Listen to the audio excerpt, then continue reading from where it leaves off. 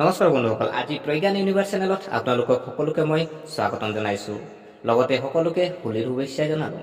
আজি আমি এই ভিডিঅ'ত আপোনালোকলৈ লৈ আহিছোঁ হোলীৰ মহত্ব। গতিকে পলম নকৰি আহকচোন ভিডিঅ'টো আৰম্ভ কৰোঁ। প্ৰিয় দৰ্শক, হোলী কেৱল ৰঙৰ উৎসৱ নহয়, ধৰ্মীয়, সাংস্কৃতিক, বৈজ্ঞানিক আৰু সামাজিক দৃষ্টিকোণৰ পৰাও ই অতি গুৰুত্বপূৰ্ণ। ই বেয়াৰ ওপৰত ভালৰ জয়, লগতে প্ৰেম আৰু ভাতৃত্ববোধৰ বাৰ্তা দিয়ে। আজি আমি বিতংভাৱে জানিম হোলী কিয় পালন কৰা হয়, ইয়াৰ গুৰুত্ব কি আৰু কেনেকৈ পালন কৰা হয়। তো বলক ভিডিঅ'টো আৰম্ভ কৰোঁ। বন্ধুসকল, হোলী হিন্দু ধৰ্মত অতি উৎসাহেৰে হোলী পালন কৰা হয় আৰু এই উৎসৱ ফাগুন মাহৰ শুক্ল পক্ষত পূৰ্ণিমাৰ দিনাৰ পৰা আৰম্ভ হয়। তদুপৰি ইয়াৰ লগত জড়িত কাহিনীৰো বিশেষ গুৰুত্ব আছে। হিন্দু ধৰ্মত বহুতো প্ৰাচীন উপবাস আৰু উৎসৱ পালন কৰা হয়। ইয়াৰে হোলীক আটাইতকৈ পুৰণি উৎসৱ হিচাপে গণ্য কৰা হয়। এই শোকৰ উৎসৱ ভগৱান শ্ৰীকৃষ্ণ আৰু ভগৱান বিষ্ণুৰ ভক্ত প্ৰহ্লাদৰ লগত জড়িত।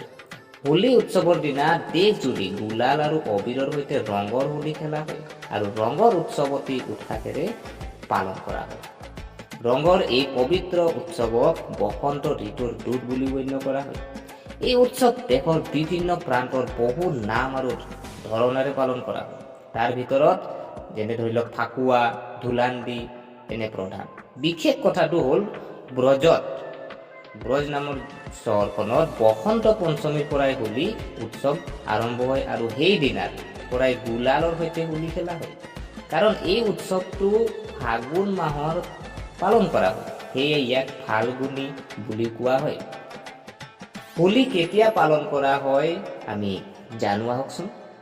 প্ৰিয় দৰ্শক, হিন্দু পঞ্জিকা অনুসৰি ফাগুন মাহৰ শুক্ল পক্ষৰ পূৰ্ণিমা তাৰিখৰ পৰা হোলী উৎসৱ আৰম্ভ হয়।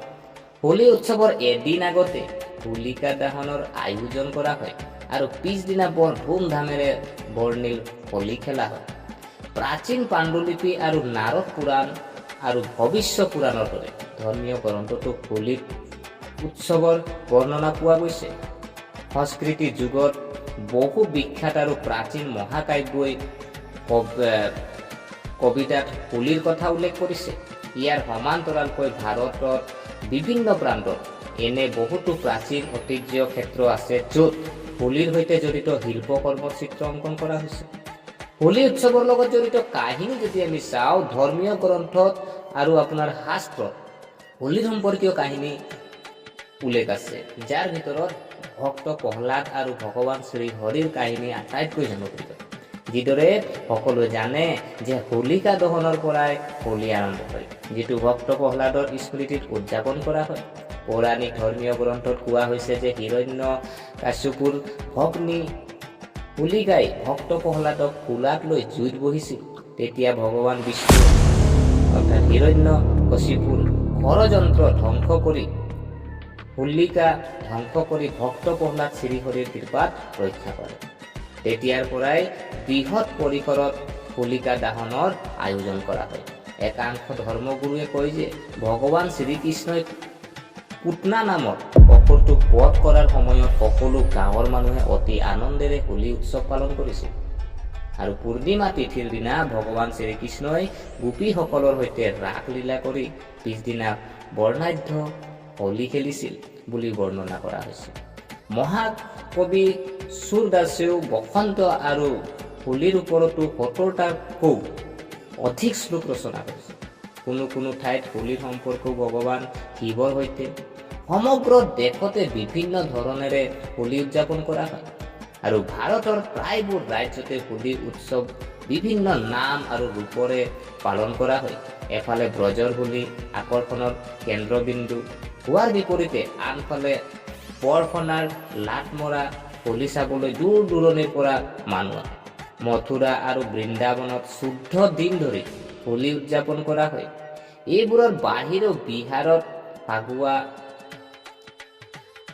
ছত্তীশগড়ৰ পঞ্জাৱত হোলা মহল্লা, মহাৰাষ্ট্ৰ ৰং পঞ্চমী, হাৰিয়ানাত ধিণ্ডালি আদি নামেৰে উৎসাহেৰে পালন কৰা হয় হোলী উৎসৱ।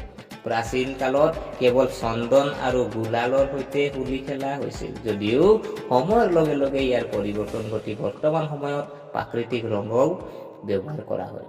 যাৰ ছাল আৰু চকুত কোনো পাৰ্শ্বক্ৰিয়া নহয়। হোলী উৎসৱৰ গুৰুত্ব যদি চোৱা হয়, যেনেকৈ হোলী উৎসৱক বসন্তৰ দূত বুলি গণ্য কৰা হয়, ঠিক তেনেদৰে ধৰ্মীয় বিশ্বাস অনুসৰি এই উৎসৱক অশুভৰ ওপৰত ভালৰ জয় হিচাপে পালন কৰা হয়। এই দিনটোত সকলোৱে নিজৰ নিজৰ পাৰ্থক্য পাহৰি ইজনে সিজনৰ ওপৰত ৰং প্ৰয়োগ কৰে, য'ত ৰঙা ৰং অতি গুৰুত্বপূৰ্ণ বুলি গণ্য কৰা হয়। কাৰণ ৰঙা ৰং প্ৰেম আৰু সম্প্ৰীতিৰ প্ৰতীক বুলি গণ্য কৰা হয়, যাৰ বাবে পাৰস্পৰিক প্ৰেম আৰু মৰমৰ বৃদ্ধি পায়। ধৰ্মীয় বিশ্বাস অনুসৰি হোলিকা দা কৰি হোলীৰ দিনা ভগৱান শ্ৰীকৃষ্ণ, শ্ৰীহৰি আৰু সকলো দেৱ দেৱীক আৰাধনা কৰি সকলো নেতিবাচক শক্তি ধ্বংস হৈ জীৱনত সুখ আৰু সমৃদ্ধি লাভ কৰে। হোলী ভাৰতীয় সাংস্কৃতিক এক অবিচ্ছেদ্য অংগ। ই কেৱল ধৰ্মীয় উৎসৱ নহয়, সামাজিক আৰু পাৰিবাৰিক সম্পৰ্ক সুদৃঢ় কৰাৰ এক সুযোগ। এই দিনটোত মানুহে সকলো পাৰ্থক্য পাহৰি সিজনে সিজনক আঁকোৱালি লৈ ৰং আৰু গুলাল প্ৰয়োগ কৰি উদযাপন কৰে। হোলীৰ সময়ত মানুহে ফাগ গীত, ঢোল, নৃত্য আৰু পৰম্পৰাগত লোকগীতেৰে উদযাপন কৰে।